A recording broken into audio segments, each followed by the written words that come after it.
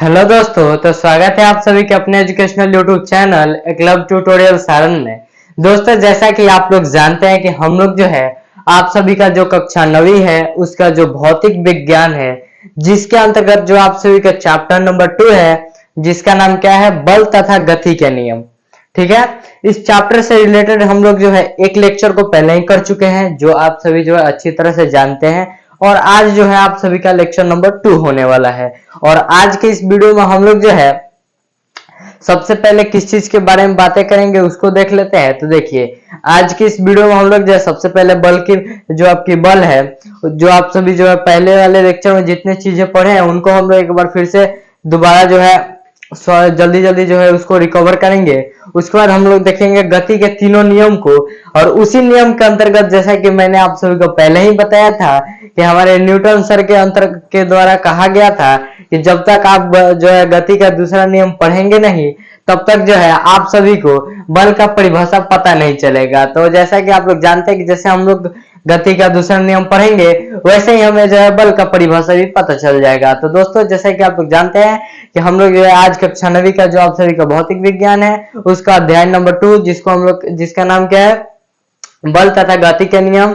इस अध्याय से रिलेटेड जो है आपका ये वीडियो जो है आज होने वाला है, यानी ये जो आपका लेक्चर जो है चैप्टर 2 से रिलेटेड होने वाला है। तो दोस्तों, मैं आप सबसे कहूंगा कि अगर आप लोग जो है इस चैनल पर नए हैं तो चैनल को सब्सक्राइब कीजिए, साथ ही साथ जो है वीडियो को लाइक कीजिए और अपने सभी दोस्तों के पास इस वीडियो को शेयर कीजिए। तो चलिए दोस्तों, जैसे कि आप लोग जानते हैं कि आज हम लोग किस चीज के बारे में बातें करने वाले हैं, इसके बारे में आप लोग कहिएगा कि सर आप तो बहुत बार बता चुके हैं कि आज किस चीज के बारे में बातें करने वाले हैं। तो चलिए एक बार हम लोग देख लेते हैं। तो देखिए, सबसे पहले हम लोगों ने देखा था बल के प्रभाव के बारे में। आखिर बल से हम लोग क्या क्या करते हैं। तो देखिए, बल से हम लोग क्या करते हैं, वस्तु को जो है विराम से गति में लाते हैं, गति से विराम में लाते हैं, उसकी दिशा में परिवर्तन करते हैं, उसकी आकार में परिवर्तन करते हैं, उसकी चाल में परिवर्तन करते हैं, यानी चाल में बढ़ोतरी कर देते हैं या फिर कमी कर देते हैं। ठीक है, ये सारी बातें तो हो गई बल के प्रभाव के बारे में। उसके बाद हम लोगों ने देखा था आपका संतुलित बल क्या होता है। तो जब संतुलित बल किसे कहते हैं, जैसे आप लोगों ने मैंने आप सभी को बताया था फोन का एग्जांपल देकर, तो आप जो है वहां पे संतुलित बल को देख रहे थे। एक बार फिर से बता देता हूं मैं आप सभी को। जब हम किसी वस्तु को, जब जैसे कि मान लीजिए अगर आप जो है आपका ये एक हाथ है और ये आपका हाथ है, या फिर ये आप मान लीजिए ये आपका दोस्त है और ये आप है, जब इस पे बल लगा रहे हैं, इसको जो है आप लोग इस डस्टर को आप लोग जो है अपने तरफ लाना चाहते हैं, आपका दोस्त आपके उस तरफ लाना चाहता है और आप अपने तरफ लाना चाहते हैं, तो आप लोग जो है इस पे बल लगाइएगा।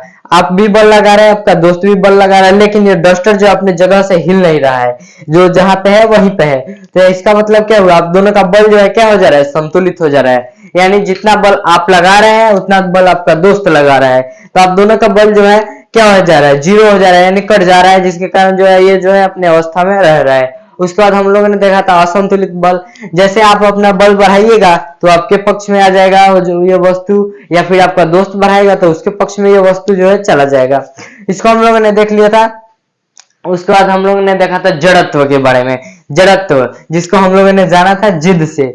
आखिर ये जो जड़त्व है वो क्या होता है। तो देखिए, किसी वस्तु की जो ऐसी स्थिति, जब कोई वस्तु जो है अपनी मूल अवस्था को बनाए रखना चाहती है और जो है वो क्या करती है, अपनी जो है मूल अवस्था को बनाए रखना चाहती है और वो जो है गति का विरोध करती है, तब वो क्या कहलाती है, आपका जो है जड़त्व कहलाता है। ठीक है, जैसे कि मान लीजिए आप विराम में हैं और आप नहीं चाहते हैं कि मैं आप गति में आए, तो आप क्या कर रहे हैं, जड़त्व में, यानी जिद है आपके पास, भाई साहब जिद है, हम तो नहीं जाएंगे तो नहीं जाएंगे, हम यहाँ एक जगह पे खड़े हैं तो खड़े रहेंगे, बैठे हैं तो बैठे रहेंगे, हमें नहीं जाना है कहीं पे, हम नहीं जाएंगे, बात खत्म। उसके बाद हम लोगों ने देखा था गति का जड़त्व, विराम का जड़त्व, उसके बाद दिशा का जड़त्व। ये तीनों जो है आपके जड़त्व के प्रकार थे। तो आप लोगों ने देखा था विराम का जड़त्व, सबसे पहले विराम का जड़त्व। अगर कोई जो है वस्तु जो है विरामावस्था में है, यानी एक जगह पर स्थिर है, तो क्या कहलाएगी, एक जगह पर स्थिर है, 1 घंटे से है, 2 घंटे से है, 20 घंटे है, 2 दिन हो गए, 4 दिन हो गए, 20 दिन हो गए, 50 दिन हो गए, कितने भी दिन हो गए, वो अपनी अवस्था को बनाए रख रही है, अपनी जो है विराम अवस्था को बनाई है, तो क्या कहलाएगी, वो विराम का जड़त्व, तो उसको हम लोग कहेंगे। उसका हम लोगों ने देखा था गति का जड़त्व। कोई वस्तु है जो है वो चल रही है, चलते जा रही है, चलते जा रही है, हमें उससे क्या है, वो भी कर रही है, हमें उससे क्या, हमें नहीं रुकना है, वो चलते जा रही है, तो क्या हो जाएगी, गति के जड़त्व के अंतर्गत आएगी। ठीक है, उसके बाद हम लोगों ने देखा था दिशा का जड़त्व। ठीक है, जब कोई वस्तु जो है पूर्व से पश्चिम की तरफ जा रही है तो जाती जाएगी, केवल पश्चिम की तरफ जाएगी, ना उसको उत्तर जाना है ना दक्षिण जाना है, इन दोनों दिशा से उसको लेना देना है ही नहीं, उसको केवल जाना है तो कहाँ जाना है, सीधे पश्चिम की तरफ जाना है। इतना क्लियर हो गया आप सभी को। तो चलिए, ये सभी तो बातें हो गई प्रीवियस लेक्चर की, यानी जो पहले वाले लेक्चर था उसके, और आज के इस लेक्चर में हम लोग क्या जानेंगे, तो जैसा कि आप लोग जानते हैं आज के इस लेक्चर में हम लोग जानेंगे गति का जो आपका पहला नियम है उसको, उसके बाद हम लोग देखेंगे गति का दूसरा नियम, तीसरा नियम, उसके बाद आपका जो है संवेग है, ये सारे जो टॉपिक है उनको हम लोग एक एक करके देखेंगे। चलिए अब हम लोग देखते हैं जो आपका गति का पहला नियम है उसको, आखिर गति का पहला नियम जो है वो क्या कहता है। गति के नियम जानने से पहले एक और टॉपिक के ऊपर हम लोग चर्चा करेंगे, क्योंकि यह जो टॉपिक है आपके गति के नियम के अंतर्गत आएगा, उससे पहले हम लोग जो है इसी टॉपिक को जान लेते हैं। चलिए तो देखते हैं आप सभी का जो ये टॉपिक है वो क्या है। तो देखिए, आप सभी को जो मैंने पहले ही बताया था, जो संवेग वाला टॉपिक है, मैंने कहा था कि गति के नियम के बाद पढ़ेंगे, लेकिन नहीं, गति के नियम से हम लोग पहले पढ़ेंगे, क्योंकि गति के नियम के अंतर्गत जो है आपका ये जो टॉपिक है आने वाला है। तो देखिए, ये जो आपका टॉपिक है वो क्या है, इस टॉपिक का क्या नाम है, आपको मैंने पहले अभी बताया है कि इस टॉपिक का क्या नाम है, हम लोग किस टॉपिक के ऊपर चर्चा करेंगे। तो देखिए क्या है, संवेग। क्या है, संवेग, जिसे इंग्लिश में हम लोग क्या कहते हैं, मोमेंटम। क्या कहते हैं, मोमेंटम। ठीक है, अब बातें आती है कि जो संवेग है वो क्या होता है। तो देखिए, संवेग क्या होता है, कोई वस्तु जो है उसके अंदर कितनी गति है। अब ये गति जो है हम लोग बातें कर रहे हैं स्पीड की नहीं, गति यानी उसका मूवमेंट जो है वो कितना है। ठीक है, तो हम लोग जो है देखेंगे कि अगर कोई वस्तु है तो उसके अंतर्गत जो है उसके जो कोई वस्तु है उसमें जो है गति की मात्रा कितनी है, तो उसे हम लोग क्या कहेंगे, संवेग कहेंगे। तो देखिए, संवेग अगर आप पूछिएगा कि संवेग किसे कहते हैं, तो देखिए आप क्या लिख सकते हैं, किसी भी वस्तु में गति की निहित मात्रा को क्या कहते हैं, हम लोग संवेग कहते हैं। ठीक है, क्या कहते हैं, संवेग कहते हैं। किसी भी अगर कोई भी वस्तु है उसमें जो है गति की निहित मात्रा है उसे हम लोग क्या कहते हैं, संवेग कहते हैं। जैसे उदाहरण के लिए आप यहाँ देख सकते हैं, अगर कोई ये तो फर्श हो गया, आप मान लीजिए आपका सरफेस हो गया और इस पे कोई बॉल है और वो जो है चल रही है, इसमें जो है जितनी गति की मात्रा होगी उसी को हम लोग क्या कहेंगे, संवेग कहेंगे। ठीक है, इतना क्लियर है आप सभी को। अब आपसे मैं पूछना चाहूंगा, क्या जो हमारा संवेग है वो क्या विराम में जो वस्तु होगी उसमें होगी, जैसे मान लीजिए कोई पेड़ है, क्या उसमें होगी संवेग, या फिर कोई जो है चलती हुई बस है, चलती हुई कार है, चलते हुए लड़का है, तो इस सभी में होगी। तो आपको बताना है कि संवेग जो है गतिशील वस्तु में होगी या फिर विराम वाले वस्तु में। तो आपको पता ही है, जब विराम है, अगर कोई वस्तु जो है विराम में है तो कैसे उसके पास, जब उसके पास गति ही नहीं होगी तो कैसे उसके पास संवेग होगा, क्योंकि हम लोग जानते हैं कि अगर जो संवेग है वो क्या होता है, गतिशील वस्तु के ऊपर होता है। ठीक है, संवेग जो है किसके ऊपर होता है, गतिशील वस्तु के ऊपर। ठीक है, अब देखिए बारी आती है संवेग जो है किसके ऊपर निर्भर करता है। तो संवेग जो है दो चीजों के ऊपर निर्भर करता है, पहला जो है आपका वेग और दूसरा जो है आपका, पहला है क्या है, वेग, और दूसरा क्या है आपका, दूसरा है आपका द्रव्यमान। क्या है,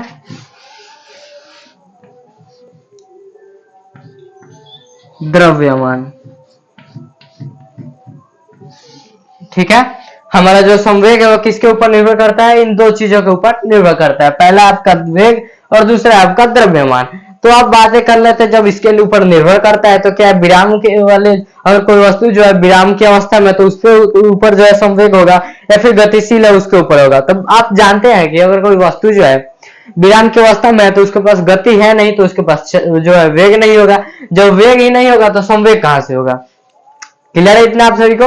उसके बाद अब बारी आती है, उसके पास द्रव्यमान तो होगा, वो एक जगह स्थिर पड़ा रहेगा, उसमें तो द्रव्यमान जरूर होगा, लेकिन वेग नहीं होगा तो कैसे होगा, क्योंकि ये जो है आपका संवेग है ये तो दोनों के ऊपर निर्भर कर रहा है, तो दोनों का होना जो है जरूरी है। ठीक है, अब बारी आती है गतिशील वस्तुओं की। तो हाँ बिल्कुल हो सकता है, क्योंकि अगर जैसे मान लीजिए अगर कोई वस्तु है, एक कार है, ये हो गई कार, हम बनाने की कोशिश कर रहे हैं कार, ये प्यारी सी हमारी कार हो गई,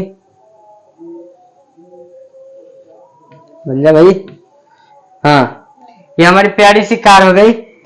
ये जो है मान लीजिए कितने के स्पीड से चल रही है, 10 किलोमीटर प्रति घंटा। ठीक है, 10 किलोमीटर प्रति घंटा की रफ्तार से जो हमारी कार है चल रही है, उसके पास क्या होगा, संवेग होगा, क्योंकि ये जो है इसके पास चाल है। जब चाल है, इसका कुछ द्रव्यमान है और इसका जो चाल है यानी वेग है, गतिमान है ये, तो इसके पास क्या होगा, संवेग भी होगा। इतना क्लियर है आप सभी को, ठीक है। अब देखिए एक और देखते हैं, एक और जो है मान लीजिए अब की बार जो है ट्रक जा रहा है, क्या जा रहा है, ट्रक। क्या देखेंगे हम लोग, ट्रक को, ये हो गया ट्रक,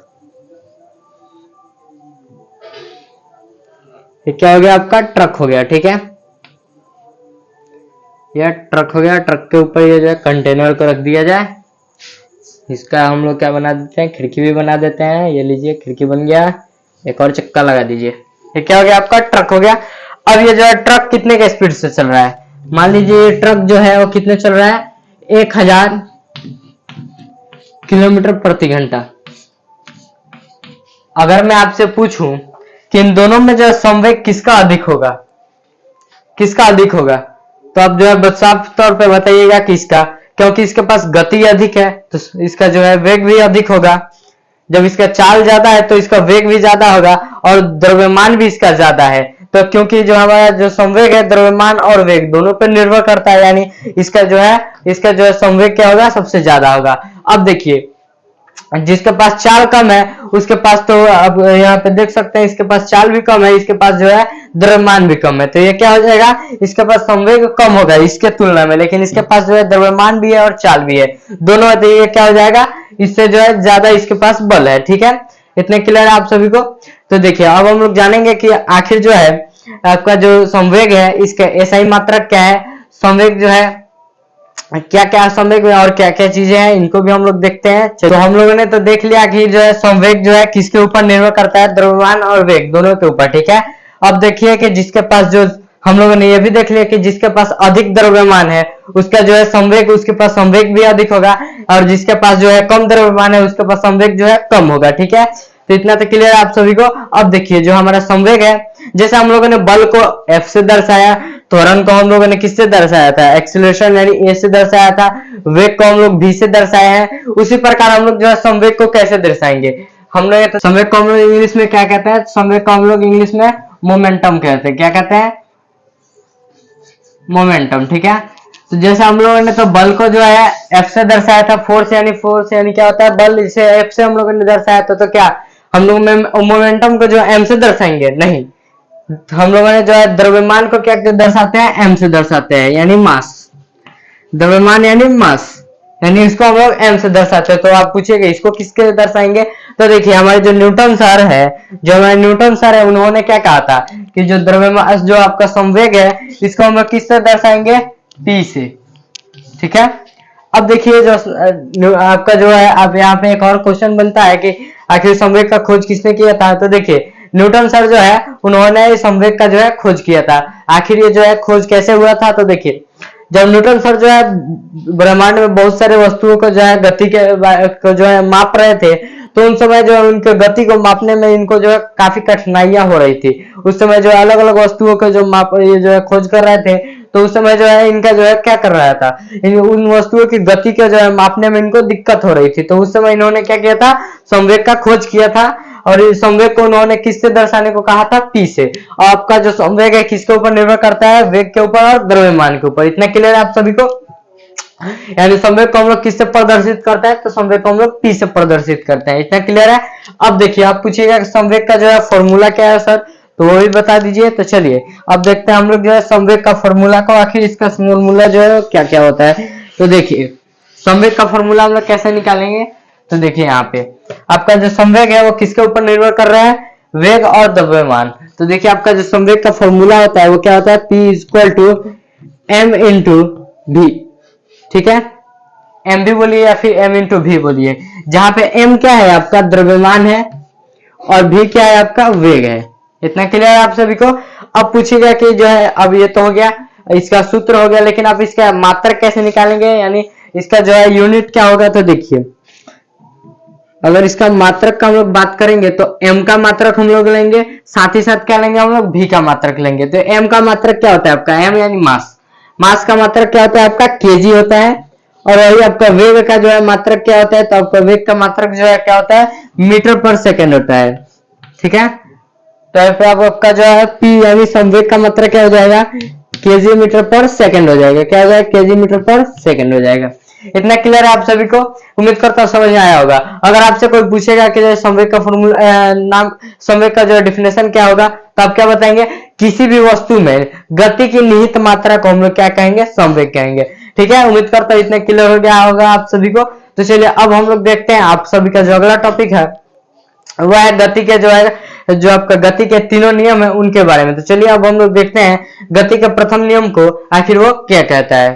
तो अब हम लोग जो है देखते हैं कि आप सभी का जो गति का पहला नियम है उसको आखिर वो क्या कहता है। तो सबसे पहला मैं आप सभी से कहूंगा, आप लोग अभी बोर्ड पे कोई ध्यान नहीं देंगे ना, बिल्कुल नहीं। अगर आप इसको लिखने में लगेंगे तो मैं जो बोलूंगा वो नहीं समझ पाइएगा। ये तो लिखा गया है, आप लिख सकते हैं, लेकिन समझ में नहीं आएगा तो कैसे हो सकता है। तो मैं आप सभी को बताऊं कि आखिर ये जो कह रहा है। गति का पहला नियम जो है आपका कहता है कि अगर कोई वस्तु जो है विराम में है तो वो विराम में ही रहेगी, गति में है तो गति में ही रहेगी। कब तक? मैं विराम में हूं 1 घंटे से, 2 घंटे से, 5 घंटे से, मैं किस में हूं, विराम में हूं। तो मैं क्या कर रहा हूं, मेरा मन है तो मैं विराम में ही रहूंगा। अगर कोई वस्तु जो है चल रही है, जैसा कि आप लोग जानते हैं, जैसे आप लोग साइकिल चलाते हैं, आप साइकिल चलाते हुए जा रहे हैं, जाते जा रहे हैं, जाते जा रहे हैं, जाते जा रहे हैं, कब तक? कब तक आप जाते जाइएगा?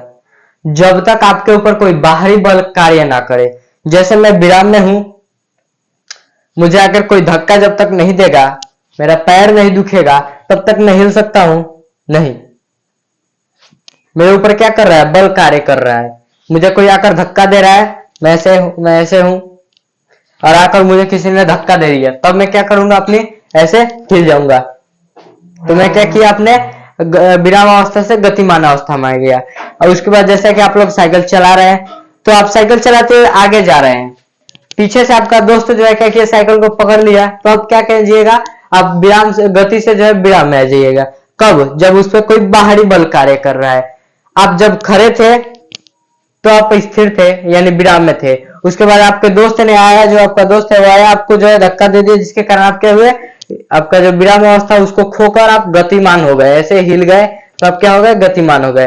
और आप जो है साइकिल चला रहे हैं, मस्ती से आप साइकिल चलाते हुए जा रहे हैं, गाना गाते हुए जा रहे हैं, तब तक आपका दोस्त पीछे से आकर क्या करता है, पकड़ लेता है, आपको जो है रोक लेता है, यानी पकड़ता है, तो आप क्या करते हैं, रुक जाते हैं, आपका गति जो है धीमा होकर विराम में आ जाता है। तो आप क्या किए, गतिमान अवस्था से विराम की अवस्था में आ गए। कब? उस पर आपका दोस्त ने बल लगाया, तब।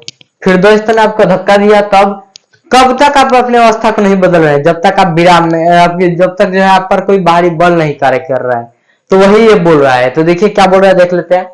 प्रत्येक वस्तु अपनी विराम व विराम की अवस्था अथवा सरल रेखीय में एक समान गति की अवस्था बनाए रखती है।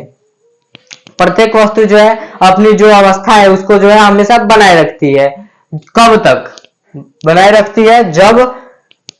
जब 2 बार हो गया, कोई बात नहीं, आप एक बार लिख सकते हैं। जब तक कि उस वस्तु पर कोई बाहरी बल कार्य ना करे। देख सकते हैं, जब तक कि उस वस्तु पर जो है कोई बाहरी बल जो है कार्य ना करे। उस पर कोई बाहरी बल जो है जब तक कार्य नहीं करता है, तब तक वो जो है क्या करेगी, अपनी अवस्था को बनाए रखेगी। उम्मीद करता हूँ आप सभी को जो है अच्छी तरह से चमका होगा, समझ में आया होगा। तो अगर आप सभी को जो टॉपिक समझ में आ गया है, यानी आपका गति का पहला नियम समझ में आ गया है, तो जो है आप कमेंट के नीचे बताएंगे। कमेंट में जो आप लिख देंगे कि आपका जो है गति का प्रथम नियम है वो समझ में आया। तो चलिए दोस्तों, अब हम लोग देखते हैं आप सभी का जो दूसरा नियम होने वाला है, उसको आखिर गति का जो दूसरा नियम है वो क्या कहता है। आप सभी का अगला जो टॉपिक है वह है गति का द्वितीय नियम। ठीक है, क्या है? तो आप सभी का जो टॉपिक है, अब हम लोग जानेंगे किसके बारे में, गति के द्वितीय नियम के बारे में। आखिर जो है गति का द्वितीय नियम क्या होता है। जैसे प्रथम नियम के बारे में हम लोगों ने जाना, तो देखिए प्रथम नियम के से संबंधित कुछ अभी हम लोग जो है बातें करेंगे, और वो कौन सी बातें होगी तो मैं आप सभी को बताता हूँ। आप लोगों को मैं तो पहले ही बताया था कि जो आपका जो है बल का जो डिफिनेशन है वो गति के द्वितीय नियम से आता है, लेकिन यहाँ पे कुछ टर्म्स है जो मैं आपको बताना चाहूंगा। आप जो है बल का जो है परिभाषा पहले ही पढ़ चुके हैं। आप पूछेगा कब कहां? तो मैं आपको बताता हूं, बल का परिभाषा आप कहां पढ़ चुके हैं? गति के प्रथम नियम से। अब आप बोले कहां पे? आपने तो वहां पे बताया नहीं था। तो मैं इसी के कारण नहीं बताया था क्योंकि मैं इस टॉपिक का जो है इंतजार कर रहा था। तो मैं आपको बताता हूं गति का प्रथम नियम के बारे में। तो गति का प्रथम नियम क्या कहता है? जब कोई वस्तु जो अपनी अवस्था विराम अवस्था में है तो अपनी अवस्था को बनाए रहेगी, अगर गति की अवस्था में है तो गति की अवस्था को बनाए रहेगी। ये टर्म कहां तक हो गया? ये टर्म जो है आपका जो है किसको दर्शाता है? ये जो आपका टर्म है ये जो है आपके जो है जड़त्व का जो नियम आता है इसको दर्शाता है, यानी जड़त्व को दर्शाता है। सीधे तौर पर आप बोलिए जड़त्व को दर्शाता है कि कोई वस्तु जो अपनी अवस्था को बनाई है तो बनाए रखेगी। ठीक है, इतना क्लियर है आप सभी को? उसके बाद जो है बोला जा रहा है कब तक। ठीक है भाई, मैं यहाँ पे विराम की अवस्था में हूं तो मैं विराम की अवस्था में रहूंगा। कब तक? जब तक कि मेरे ऊपर कोई बाह्य बल ना लगे। जैसे ही मेरे ऊपर बल लगेगा तो मैं क्या हो जाऊंगा? गति में आ जाऊंगा। उदाहरण के लिए अभी यहाँ पे हम लोग देखते हैं, ये एक वस्तु है जो इस सतह पर रखी हुई है। कब तक? ये कब तक रखी हुई है? जब तक इस पर जो है बल नहीं लग रहा है। जैसे ही बल लगेगा तो क्या हो जाएगी? आगे बढ़ जाएगी। क्या लगेगा? जैसे ही बल लगेगा तो क्या हो जाएगी? ये आगे की ओर बढ़ जाएगी। इतना क्लियर आप सभी को? तो जब ये आगे बढ़ रही है तो किसके कारण बढ़ रही है? बल के कारण। यानी जब तो यहां से डिफिनेशन आपका क्या निकलेगा? जब कोई वस्तु जो है अपनी स्थिति में परिवर्तन करती है, कब करती है? जब उस पर बल कार्य करता है। ठीक है, इतना क्लियर है? तो यहां से आपको पता चल गया जो है बल का डिफिनेशन कैसे आएगा। अब बातें आती है कि ठीक है सर, आपने तो बता दिया कि जो हमारा बल है वो हमारे गति के प्रथम नियम से आता है, तो आप बताइए अब गति के द्वितीय नियम से क्या आता है? तो उससे पहले अभी हम लोग जान लेते हैं गति के द्वितीय नियम से क्या आता है। तो देखिए, जैसा कि आप लोग जो है मैंने आपको पहले ही बताया होगा कि जो है बल का जो सूत्र है वो क्या होता है? F इक्वल टू ma होता है। ठीक है, m क्या होता है? आपका द्रव्यमान, और ये क्या होता है? आपका त्वरण। तो ये तो क्लियर है आप सभी को कि आपका जो बल है वो किसके बराबर होता है? आपका द्रव्यमान और आपका त्वरण, इन दोनों के गुणनफल के बराबर होता है। ठीक है, तो अब पूछिएगा अब इसका क्या लेना देना है? तो हाँ, लेना देना है। इस जो आपका जो ये आपका जो दूसरा नियम दिख रहा है आपका, ये गति का जो आपका द्वितीय नियम दिख रहा है, इसी से आपका जो है इसको मैं सिद्ध करके इसको निकाल के मैं दिखाऊंगा। इसी सूत्र से, इसी नियम से, ये जो आपका नियम दिख रहा है इसी से हम लोग जानेंगे आखिर जो है बल का जो है नियम जो है कैसे ये हमें निकाल कर देता है। तो चलिए अब हम लोग पहले देख लेते हैं जो लिखा गया है उसको, उसके बाद हम लोग देखेंगे आखिर कैसे हम लोग इसका डेरिवेशन करेंगे, यानी इसको हम लोग कैसे ज्ञात करेंगे। जैसे सिद्ध करते हैं मैथ में वैसे इसको हम लोग कैसे ज्ञात करेंगे। तो देखिए, पहला बोला जा रहा है कि किसी वस्तु पर लगाया जाने वाला बल, कोई वस्तु है, वस्तु हम लोग देख लेते हैं। अगर कोई यहाँ पे ये फुटबॉल है, ठीक है, इस वस्तु पर जो है बल लगाया जा रहा है, F बल लग गया। ठीक है, लगाया जाने वाला बल वस्तु के रेखीय संवेग, ठीक है, किसमें? रेखीय संवेग, संवेग के परिवर्तन की दर के समानुपाती होता है। ठीक है, क्या समझे आप? सर आप क्या बोल रहे हो, मुझे तो कुछ समझ में नहीं आया। तो मैं आपको बताता हूं ये क्या बोल रहा है कि कोई वस्तु है जिसमें क्या हो रहा है, उस पर लगने वाला बल, जो बोल रहा है उसी को हम लोग लिखेंगे क्या? बल। उस पर लगने वाला बल क्या है? इसको मैं हटाता हूं। इस पे लगने वाला बल क्या बोल रहा है? वस्तु के रेखीय संवेग में परिवर्तन। क्या बोल रहा है? संवेग में परिवर्तन। तो हम लोग क्या लिखेंगे? यहां पे लिखेंगे संवेग में परिवर्तन। किसमें? संवेग में परिवर्तन। ठीक है, अब बातें आती है कि संवेग में परिवर्तन कैसे होगा सर? तो उसके लिए भी हम लोग एक स्थिति मानेंगे, उसको हम लोग आगे देखेंगे। उससे पहले आप देखिए, संवेग में परिवर्तन की दर के, दर किसके? दर क्या होता है मैं आपको बता दूं। किसी भी चीज का जो है जब हम लोग तुलना समय से करते हैं तो उसको वो क्या हो जाता है? आपका दर हो जाता है। तो क्या होगा? वेग में परिवर्तन की दर, दर क्या हो जाएगा? समय। समय के क्या होता है? समानुपाती होता है। यहां पे देखा आपको क्या होता है? समानुपाती। समानुपाती को उठा के यहां लगाइए। ठीक है, बल जो है किसके समानुपाती है? बल जो है किसके समानुपाती है? आपके वेग में परिवर्तन की दर के। क्लियर आप सभी को यहां तक? अब इसी से आगे हम लोग जानेंगे कि आखिर जो है आपका जो है नियम कैसे निकलता है। तो आप लोग जो एक बार इसको नोट कर लेंगे, इसके बाद मैं इसको रब करता हूं। आप लोग जो है इसको नोट कर लिए होंगे वीडियो को स्टॉप करके। तो चलिए अब इसको हम लोग रब करते हैं। ठीक है, अब आप बोलिएगा अब तो ये तो ठीक है आप निकाल दिया, अब यहाँ पे सिद्ध करके प्रूफ करके दिखाइए कि कैसे यहाँ पे निकल रहा है। तो देखिए अब इसके लिए हम लोग एक स्थिति मानते हैं, जैसे कि मान लीजिए आपका कोई वस्तु है, कलर को हम चेंज करते हैं थोड़ा सा, ये भैया जी आप आ जाओ, ये हो गया आपका कलर, ये जो है आपका गेंद है, ठीक है, जिसका द्रव्यमान जो है क्या है, m है, और इसका वेग क्या है, u है, जो u वेग से जो है इधर जा रही है, किधर जा रही है, इधर मान लीजिए, ठीक है, जा रही है, ये जाते जाते इस पे जो है ये तो जा रही है, इस पे अगर बल लग रहा है, बल लगेगा तो क्या आ जाएगी, बल लगते ही क्या आ जाएगा, इधर आ जाएगा, यहां पहुंचे, प्रारंभिक वेग इसका क्या हो गया, v हो गया, तो अंतिम वेग इसका हम लोग क्या मान लेंगे, v मान लेंगे। अब इसका हम लोग क्या निकालेंगे, प्रारंभिक संवेग। अब बातें आती है प्रारंभिक संवेग, तो जैसे हम लोग प्रारंभिक जो है आपका वेग देखे थे वैसे ही क्या होगा, प्रारंभिक संवेग। तो संवेग को हम लोग क्या लिखते हैं, p यानी संवेग, p को हमने पहले ही आपको बताया था, p यानी संवेग, और क्या निकालना है, प्रारंभिक यानी इनिशियल।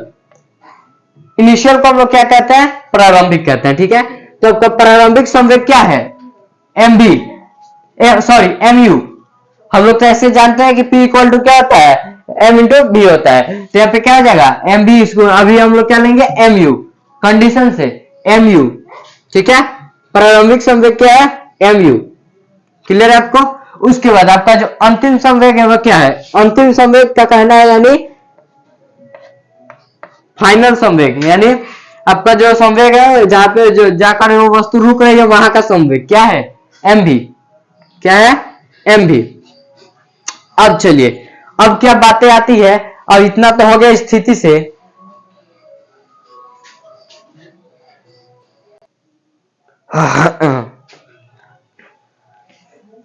तो जो टर्म और कंडीशन हम लोगों ने वहां पे देखा था, यानी उस नियम को हम लोग उठाकर यहां लाएंगे जो पहले हम लोग लिखे थे। क्या लिखे थे हम लोग, तो हम लोगों ने लिखा था बल जो है समानुपाती है किसके, संवेग, क्या है, संवेग में परिवर्तन, परिवर्तन, ठीक है, के दर के, दर यानी समय के, ठीक है।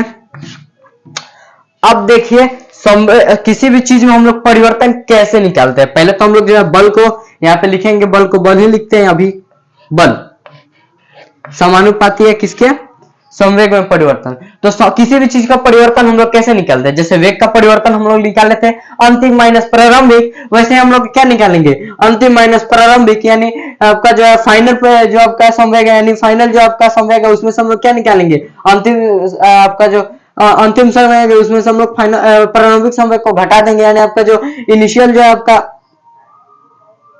आपका जो इनिशियल मोमेंटम है उसमें से हम लोग क्या निकालेंगे, फाइनल मोमेंटम में से इनिशियल मोमेंटम को हम लोग घटा देंगे। तो यानी देखिए यहाँ पे कहने का मतलब है संवेग में परिवर्तन के जगह पे हम लोग क्या लिख सकते हैं, pf यानी फाइनल मोमेंटम माइनस क्या हो जाएगा, p1, pi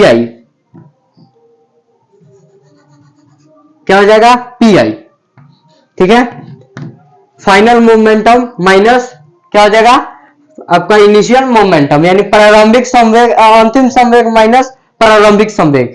अब बटे में क्या है, समय, तो समय का हम लोग क्या लिख सकते हैं, t लिख सकते हैं, समय को हम लोग t से दर्शाते हैं तो t को हम लोग लिखेंगे।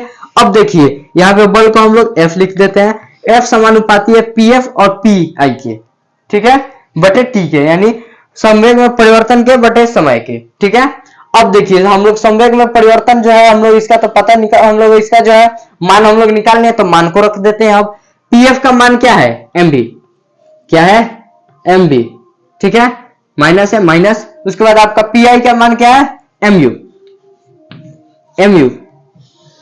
बटे में क्या है, t को हम लोग लिखेंगे।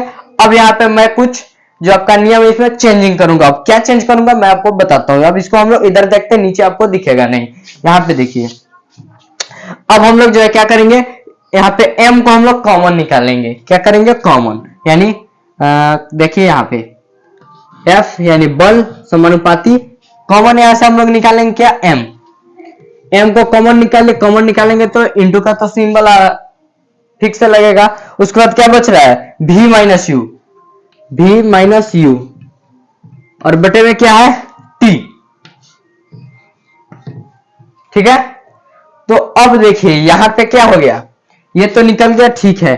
अब यहां पे आपको बताना है कि v minus you by T क्या होता है। याद कीजिए चैप्टर नंबर 1 को, जिसमें मैंने आप सभी को इसको बताया था आखिर v minus you by T क्या होता है। तो क्या होता है सर, तो आपका v माइनस, v का मतलब क्या हुआ, अंतिम वेग, माइनस प्रारंभिक वेग, बटे u का मतलब प्रारंभिक वेग, बटे t यानी समय। अंतिम वेग माइनस प्रारंभिक वेग बटे समय यानी किसको दर्शाता है, a यानी त्वरण। त्वरण बराबर क्या होता है, अंतिम वेग माइनस प्रारंभिक वेग बटे समय के। तो यहाँ पे हम लोग क्या लिखेंगे, यहाँ पे अब हम लोग इसके जगह पे a को लिख सकते हैं। ठीक है, तो क्या हो जाएगा, बल समानुपाती हो जाएगा m इंटू ए के। इसी के लिए हम लोग इतना मेहनत कर रहे थे। अब देखिए आगे समानुपाती हटाने के लिए हम लोग क्या लगाते हैं, किसी भी कांस्टेंट वैल्यू को हम लोग लगाते हैं, तो उसके लिए हम लोग किसका प्रयोग करेंगे, k का, k इंटू एम ए।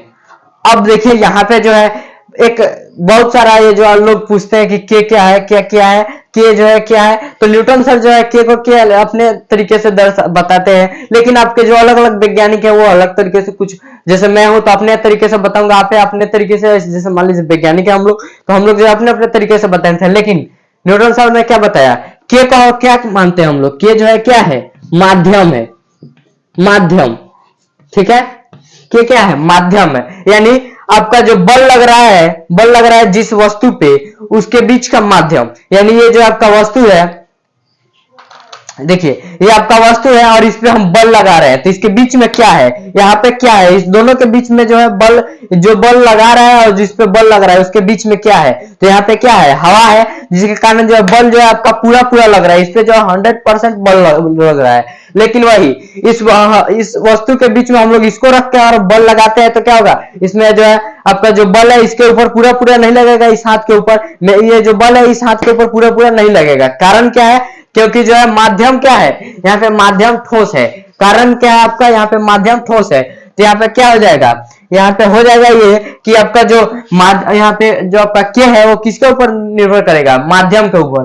तो यहाँ पे हम लोग जो है अभी जैसे फुटबॉल को हम लोग किक मारते हैं, तो पूरा पूरा फुटबॉल के ऊपर हमारा बल लगता है, तो यहाँ पे माध्यम क्या हो जाएगा, वो वायु हो जाएगा। तो वायु में हमारा जो मान होता है वो कितना होता है, वायु का जो आपका के का, वायु का जो है, के का जो है वायु में मान कितना है, यानी एयर में के का वैल्यू कितना होता है, 1 होता है। ठीक है, तो यहाँ पे क्या हो जाएगा, एक के का जगह पे हम लोग 1 को भी रख सकते हैं, यानी क्या लिख सकते हैं, यहाँ पे मैं लिख कर दिखाता हूं आपको, के एफ इक्वल टू के एम ए लिखा गया है। तो के का वैल्यू क्या है, 1 है और एम ए है, तो आप लिख सकते हैं इंटू होगा तो एम ए, और इसी को हम लोग को सिद्ध करना था और ये जो है आपका सिद्ध हो चुका है। तो आप सभी को पता चल गया अब कि जो आपका गति का जो है द्वितीय जो दूसरा नियम है, उससे हमारा जो F equal to M A का जो है नियम है वो कैसे निकलता है। टू प्रूव दैट जो है आपके सामने है, आखिर हम लोगों ने कैसे सिद्ध किया, हम लोगों ने कैसे इसको ज्ञात किया। अब आप लोग जो है इसको अपने कॉपी में जो है एक बार नोट करेंगे। ठीक है, मैं साइड हट जाता हूं, आप लोग जो है इसको नोट कीजिए। ठीक है, अब बारी आती है जो आपके गति का तीसरा नियम है, उसके बारे में। अब ये कौन सा भौकाल सा चीज है, इसके बारे में जानेंगे। उसके बाद हम लोग जानेंगे संवेग संरक्षण के नियम के बारे में। आखिर ये जो संवेग संरक्षण है इसका नियम जो है क्या कहता है, और इसी के साथ ये जो आपका चैप्टर है वो क्लियर हो जाएगा। तो चलिए जल्दी से इन दोनों टॉपिक को जो हम लोग एक बार देख लेते हैं और अच्छी तरह से हम लोग समझते हैं। ठीक है, चलिए अब हम लोग देखते हैं गति के तीसरे नियम को, आखिर वो क्या कहता है। तो अब हम लोग जो है जान लेते हैं आप सभी का जो गति का तीसरा नियम है उसको आखिर ये क्या कहता है। हम लोग तो पहले और दूसरे को देख लिए हैं, अब बारी आती है तीसरा नियम की। तो आप लोगों को मैं बता दूं, अभी आपको बोर्ड पे नहीं देखना है, पहले बातों को समझिए, इसको तो आप बाद में लिख सकते हैं। तो देखिए गति का तीसरा नियम जो है कहता है क्रिया के बदले प्रतिक्रिया। कहना हुआ कि जैसी करनी वैसी भरनी, यानी आप जैसी करनी करेंगे वैसी भरनी आपको मिलेगी, जैसा आप कर्म करेंगे वैसे ही आपके फल को प्राप्ति होगी। अब ये जो है गति का तीसरा नियम आपको ऐसे समझ में नहीं आया होगा, अब मैं आपको बताता हूँ, अच्छी तरह से समझ में आएगा। अब देखिए बारी आती है कि आप जो है आपका जो गति का नियम जो है कहता है क्रिया के बदले प्रतिक्रिया। इसका क्या मतलब हुआ, तो देखिए ये मेरा हाथ है और ये मेरा एक हाथ है, ठीक है। इसके ऊपर मैं क्रिया कर रहा हूँ, यानी क्या कर रहा हूँ, बल लगा रहा हूँ। इस हाथ के ऊपर मैं क्या कर रहा हूँ, बल लगा रहा हूँ, ठीक है। तो अब मैं तो क्रिया कर रहा हूँ, लेकिन इसके बदले मुझे प्रतिक्रिया हो रही है। अब पूछे कैसे हो रही है सर, तो देखिए मैं तो इस पे क्रिया कर रहा हूँ, मैं बल लगा रहा हूँ, उसके बदले मुझे क्या हो रहा है, इस हाथ पे जो है बल लग रहा है और इस पे जो है मुझे दर्द भी हो रहा है, ठीक है। यानी चोट का अनुभव हो रहा है, यानी मैं जितना बल लगा रहा हूँ उतना जो है बल ये हाथ भी इसके ऊपर लगा रहा है, इसमें भी चोट लग रहा है और इस हाथ में भी चोट लग रहा है। यानी मैं जितना दम लगा कर इस पे मार रहा हूँ उतने ही दम लगाकर ये हाथ जो है इसके ऊपर भी इसको चोट लग रहा है। यानी आप समझ सकते हैं ऐसे कि मैं जितना दम लगाकर इस पे मारूंगा उतना ही दम लगाकर जो है इधर से चोट भी मुझे लगेगा। यानी मैं जो है जितना बल इस दीवार पे लगाऊंगा उतना ही जो है बल दीवार मेरे ऊपर लगाएगा।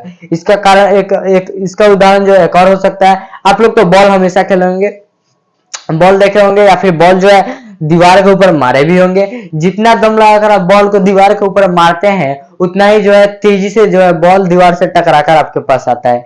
आपने तो क्या किया, क्रिया किया, लेकिन बदले में क्या हुआ, आपको प्रतिक्रिया मिली। अब बारी आती है, ठीक है सर ये तो एग्जाम्पल हो गया एक, और आप क्या लिखवाना चाहते हैं, अब आप एग्जाम्पल एक कुछ सुटेबल बता दीजिए। तो देखिए इसका सुटेबल एग्जाम्पल आप ऐसे ले सकते हैं, अगर आप कभी नाव से उतर रहे होंगे किनारे पे, अगर नाव जो है खूंटे से यानी जो इसका लॉकर होता है उससे अगर लॉक नहीं होगा तो अगर आप जैसे कूदिएगा वैसे ही नाव जो है आपका पीछे जाएगा। कैसे होगा, पीछे जाएगा। अब ये हो गया एग्जाम्पल एक, आप लिख सकते हैं नाव से कूदते समय नाव का पीछे जाना। एक एग्जाम्पल जो है बेसिक एग्जाम्पल आप देखे होंगे, अगर जब भी अगर बंदूक जो है चलाया जाता है तो उस समय आप गौर किए होंगे कि जितना तेजी से गोली जो है आगे निकलता है उतनी तेजी से बंदूक जो है पीछे की तरफ झटकता है। यानी कंधे के ऊपर जो आपका जो है उतना ही बल लगाता है, जितना बल लगाकर गोली जो है आगे निकलता है वैसे ही आपका, ऐसे आप गोली चलाते हैं तो आपका जो है हाथ क्या होता है, पीछे की तरफ जाता है। तो ये भी क्या हो जाएगा, आपका एक उदाहरण हो जाएगा आपका गति का तीसरे नियम का, ठीक है। अब बातें आती है कि एक और एग्जाम्पल दे दीजिए सर। तो अगर आप लोग जो है रॉकेट को देखे होंगे, अभी जो है चंद्रयान 3 गया हुआ है, मस्त जाकर चांद पे जो है मस्त घूम रहा है भाई साहब। उसको क्या करना है, फोटो खींच रहा है, आराम से हमारे को भेज रहा है, हम लोग यहाँ बैठ के आराम से स्क्रॉल कर करके रील उसका देख रहे थे कुछ दिन पहले, ठीक है। अब बातें आती है वो कैसे गया सर, तो देखिए रॉकेट जो है जितना प्रेशर नीचे लगाया उतने ही प्रेशर से नीचे से वो क्या हुआ, ऊपर गया। वो तो प्रेशर नीचे लगाया, जितना बल वो नीचे लगाया उतने ही बल से वो ऊपर गया, ठीक है। तो ये क्या हो जाएगा, ये भी जो है गति के नियम, तीसरे नियम के अनुसार ये जो है ये रॉकेट को हम लोग ऊपर भेज पाते हैं, ठीक है।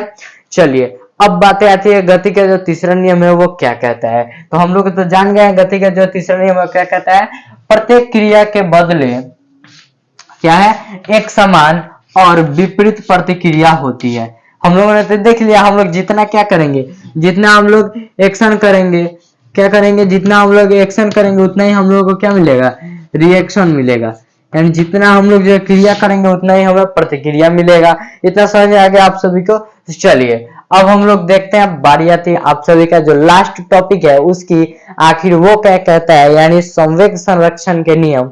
अब हम लोग इसको देखेंगे आखिर ये जो है क्या कहता है। तो चलिए देखते हैं इसको आखिर ये जो है क्या होता है, इसके बाद हम लोग जो है इस वीडियो को जो है समाप्त करेंगे। तो अब बारी आती है आप सभी का जो टॉपिक है संवेग संरक्षण का नियम, जो आप सभी का लास्ट टॉपिक है, इसके बारे में जानने का कुछ अनुभव जो है आपको पहले ही हो गया होगा। अब हम लोग किसके बारे में, यानी कैसी जो है संवेग के बारे में बातें करेंगे।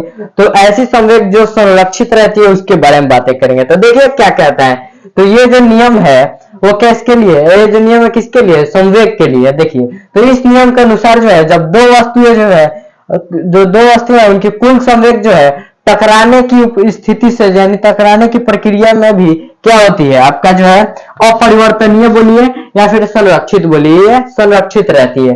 अब देखिए आपको जो ये समझ में नहीं आया होगा तो मैं आपको बताता हूँ। ये जो है आपका ये सतह हो गया, इस सतह पे हम लोग दो वस्तु को लेंगे, ठीक है। इस जिसका द्रव्यमान कुछ भी हो सकता है, m मान लेते हैं हम लोग, इसका वेग हम लोग u मान लेते हैं, इसका वेग हम लोग v मान लेते हैं यहाँ पे, ठीक है।